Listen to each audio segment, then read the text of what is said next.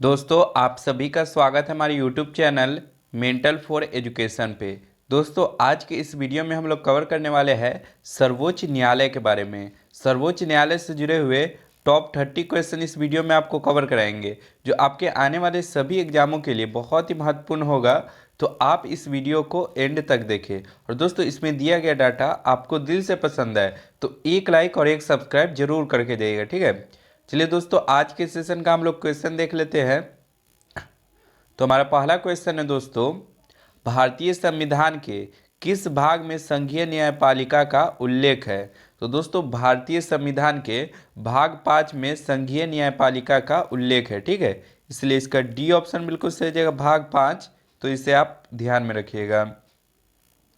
अगला प्रश्न है, संविधान के व्याख्याकार और संरक्षक कौन है। तो दोस्तों संविधान के व्याख्याकार और संरक्षक ये दोस्तों सर्वोच्च न्यायालय है, ठीक है। सी ऑप्शन इसका बिल्कुल सही हो जाएगा, सर्वोच्च न्यायालय, तो इसे भी आप ध्यान में रखिएगा।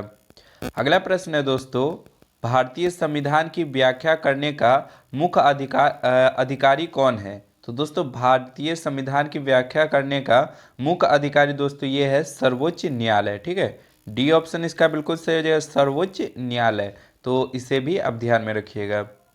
अगला प्रश्न है, वर्तमान में सर्वोच्च न्यायालय में मुख्य न्यायाधीश के अतिरिक्त कितने न्यायाधीश का प्रावधान किया गया है। तो दोस्तों मुख्य न्यायाधीश के अतिरिक्त कुल 30 न्यायाधीशों का प्रावधान किया गया है, इसलिए इसका डी ऑप्शन बिल्कुल सही जाएगा, 30 न्यायाधीशों को, तो इसे भी आप ध्यान में रखिएगा। अगला प्रश्न है, उच्चतम न्यायालय के न्यायाधीशों की संख्या में वृद्धि करने की शक्ति किसके पास है। तो दोस्तों उच्चतम न्यायालय के न्यायाधीशों की संख्या में वृद्धि करने की शक्ति ये दोस्तों संसद के पास में है, ठीक है। इसलिए इसका सी ऑप्शन बिल्कुल सही जाएगा, संसद, तो इसे भी आप ध्यान में रखिएगा। अगला प्रश्न है, सर्वोच्च न्यायालय के मुख्य न्यायाधीश की नियुक्ति कौन करता है। तो दोस्तों सर्वोच्च न्यायालय के मुख्य न्यायाधीश की नियुक्ति ये राष्ट्रपति द्वारा किया जाता है, ठीक है। डी ऑप्शन इसका बिल्कुल सही हो जाएगा, राष्ट्रपति, तो इसे भी आप ध्यान में रखिएगा। अगला प्रश्न है, सर्वोच्च न्यायालय के अन्य न्यायाधीशों की नियुक्ति कौन करता है।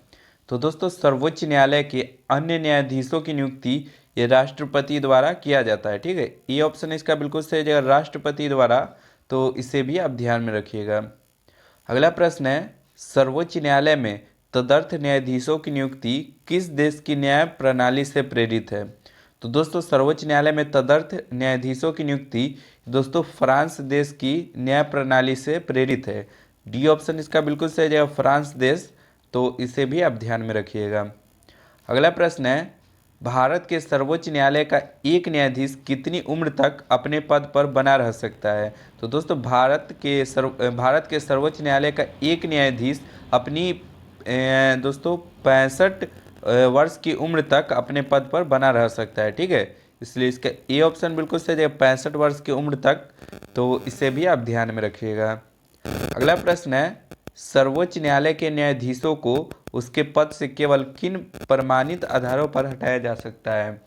तो दोस्तों सर्वोच्च न्यायालय के न्यायाधीशों को उसके पद से केवल दोस्तों कदाचार और असमर्थता के कारण, ये दोनों के कारण दोस्तों हटाया जा सकता है, ठीक है। दोनों के आधार पर हटाया जा सकता है, इसलिए इसका सी ऑप्शन बिल्कुल सही हो जाएगा, उपर्युक्त दोनों, तो इसे भी आप ध्यान में रखिएगा। अगला प्रश्न है दोस्तों, सर्वोच्च न्यायालय के मुख्य न्यायाधीश को प्रति माह कितना वेतन मिलता है। तो दोस्तों सर्वोच्च न्यायालय के मुख्य न्यायाधीश को प्रति माह 2,80,000 रुपये का वेतन मिलता है, ठीक है। सी ऑप्शन इसका बिल्कुल सही जाएगा, 2,80,000, तो इसे भी आप ध्यान में रखिएगा। अगला प्रश्न है, जब राष्ट्रपति और उपराष्ट्रपति दोनों के पद खाली हो तब उनके काम कौन करेगा। तो दोस्तों जब राष्ट्रपति और उपराष्ट्रपति दोनों के पद खाली हो तब उनके काम को भारत के मुख्य न्यायाधीश करेंगे, ठीक है। इसलिए इसका सी ऑप्शन बिल्कुल सही हो जाएगा, भारत के मुख्य न्यायाधीश, तो इसे भी आप ध्यान में रखिएगा। अगला प्रश्न है दोस्तों, सर्वोच्च न्यायालय के अधिकार क्षेत्र में वृद्धि करने का अधिकार किससे प्राप्त है।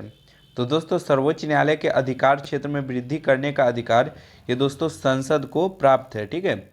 सी ऑप्शन इसका बिल्कुल सही जगह संसद को, तो इसे भी आप ध्यान में रखिएगा। अगला प्रश्न है, राष्ट्रपति और उपराष्ट्रपति के निर्वाचन में विवाद के मामलों को किसको प्रस्तुत किया जाता है?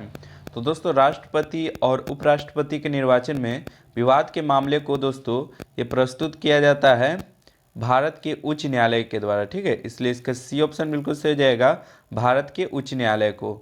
तो इसे भी आप ध्यान में रखिएगा। अगला प्रश्न है, राष्ट्रपति कानूनी मामले में किससे परामर्श ले सकता है? तो दोस्तों राष्ट्रपति कानूनी मामले में ये दोस्तों सर्वोच्च न्यायालय से परामर्श ले सकता है, ठीक है। इसलिए इसका डी ऑप्शन बिल्कुल सही हो जाएगा, सर्वोच्च न्यायालय से। तो इसे भी आप ध्यान में रखिएगा। अगला प्रश्न है, सर्वोच्च न्यायालय के न्यायिक कामकाज के लिए किस भाषा का प्रयोग किया जाता है?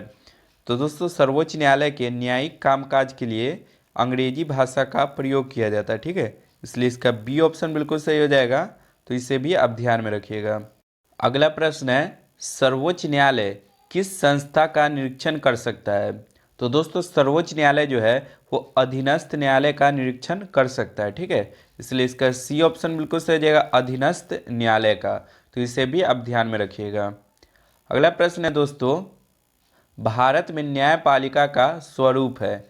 तो दोस्तों भारत में न्यायपालिका का एकीकृत स्वरूप है, ठीक है। बी ऑप्शन इसका बिल्कुल सही हो जाएगा, एकीकृत। तो इसे भी आप ध्यान में रखिएगा। अगला प्रश्न है दोस्तों, राष्ट्रपति और उपराष्ट्रपति से संबंधित चुनाव विवादों को सुलझाने का अधिकार उच्चतम न्यायालय को है। वह उसका दोस्तों वह उसका यह उसका मौलिक अधिकार है, ठीक है, मौलिक अधिकार है। इसलिए इसका ए ऑप्शन बिल्कुल सही है, मौलिक अधिकार। तो इसे आप ध्यान में रखिएगा। अगला प्रश्न है, उच्चतम न्यायालय को परामर्शदात्री बनाया गया है। तो दोस्तों उच्चतम न्यायालय को परामर्शदात्री ये अनुच्छेद 143 में बनाया गया हुआ है, ठीक है। इसलिए इसका सी ऑप्शन बिल्कुल सही जाएगा, अनुच्छेद 143। तो इसे भी आप ध्यान में रखिएगा। अगला प्रश्न है, जनहित याचिका दायर की जा सकती है? तो दोस्तों जनहित याचिका ये दोस्तों उच्च न्यायालय में और सर्वोच्च न्यायालय दोनों में याचिका दायर की जा सकती है, ठीक है। इसलिए इसका सी ऑप्शन बिल्कुल सही जाएगा, उपर्युक्त दोनों में। तो इसे भी आप ध्यान में रखिएगा। अगला प्रश्न है, सर्वोच्च न्यायालय किसे हटाने के लिए राष्ट्रपति से सिफारिश कर सकता है? तो दोस्तों सर्वोच्च न्यायालय जो है वो दोस्तों संघ लोक सेवा आयोग के अध्यक्ष और सदस्यों को हटाने के लिए राष्ट्रपति से सिफारिश कर सकता है, ठीक है। इसलिए इसका बी ऑप्शन बिल्कुल सही जाएगा, संघ लोक सेवा आयोग के अध्यक्ष व सदस्यों को। तो इसे भी आपको ध्यान में रखना है। अगला प्रश्न है दोस्तों, सर्वोच्च न्यायालय कौन सा प्रलेख जारी नहीं कर सकता है?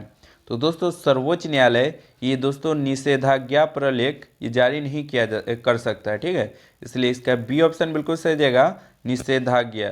तो इसे भी आप ध्यान में रखिएगा। अगला प्रश्न है, सर्वोच्च न्यायालय के प्रथम मुख्य न्यायाधीश कौन थे? तो दोस्तों सर्वोच्च न्यायालय के प्रथम मुख्य न्यायाधीश दोस्तों हरिलाल जे कानिया थे, ठीक है। इसलिए दोस्तों हीरालाल जे कानिया थे। ये ऑप्शन इसका बिल्कुल सही जाएगा, हीरालाल जे कानिया। तो इसे भी आप ध्यान में रखिएगा। अगला प्रश्न है दोस्तों, सर्वोच्च न्यायालय के मुख्य न्यायाधीश के पद पर सर्वाधिक लंबी अवधि तक कौन पदस्थ था? तो दोस्तों सर्वोच्च न्यायालय के मुख्य न्यायाधीश के पद पर सबसे लंबी अवधि तक ये दोस्तों वाई वी चंद्रमूड थे, ठीक है। वाई वी चंद्रमूड ये रहे सबसे अधिक समय तक।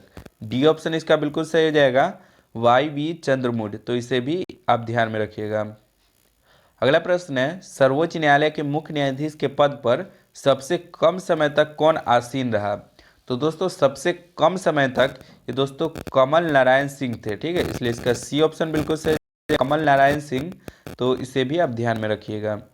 अगला प्रश्न है दोस्तों, निम्नलिखित में उच्च न्यायालय की सबसे पहली महिला न्यायाधीश कौन थी? तो दोस्तों उच्च न्यायालय की सबसे पहली महिला न्यायाधीश दोस्तों फातिमा बीबी थी। सी ऑप्शन इसका बिल्कुल सही जाएगा, फातिमा बीबी। तो इसे भी आप ध्यान में रखिएगा। अगला प्रश्न है दोस्तों, संविधान की व्याख्या करने का अंतिम अधिकार किसे प्राप्त है? तो दोस्तों संविधान की व्याख्या करने का अंतिम अधिकार ये दोस्तों प्राप्त है सर्वोच्च न्यायालय को। डी ऑप्शन इसका बिल्कुल सही हो जाएगा, सर्वोच्च न्यायालय को। तो इसे भी आप याद रखिएगा। अगला प्रश्न है, निम्नलिखित में से किसके मामले उच्च न्यायालय व उच्चतम न्यायालय दोनों पर अधिकारित में आते हैं, दोनों की अधिकारिता में आते हैं। तो दोस्तों मूल अधिकारों का संरक्षण जो है वो दोस्तों उच्च न्यायालय और उच्चतम न्यायालय दोनों की अधिकारिता में आते हैं, ठीक है। इसलिए इसका सी ऑप्शन बिल्कुल सही है, मूल अधिकारों का संरक्षण, तो इसे भी आप ध्यान में रखिएगा। अगला प्रश्न है दोस्तों, कौन सा अनुच्छेद सर्वोच्च न्यायालय को अभिलेख न्यायालय का स्थान प्रदान करता है? तो दोस्तों अनुच्छेद 129, ये दोस्तों 129 जो है वो दोस्तों सर्वोच्च न्यायालय को अभिलेख न्यायालय का स्थान प्रदान करता है, ठीक है। इसलिए इसका सी ऑप्शन बिल्कुल सही है, अनुच्छेद 129, तो इसे आप याद रखिएगा। दोस्तों ये था हमारा टॉप 30 क्वेश्चन। टॉप 30 क्वेश्चन कैसा लगा कमेंट करके ज़रूर बताएं, और इसमें से कितना क्वेश्चन आपको याद था वो भी कमेंट करके बताएं। मिलते हैं दोस्तों नेक्स्ट वीडियो में, आज के लिए इतना ही। जय हिंद, जय भारत।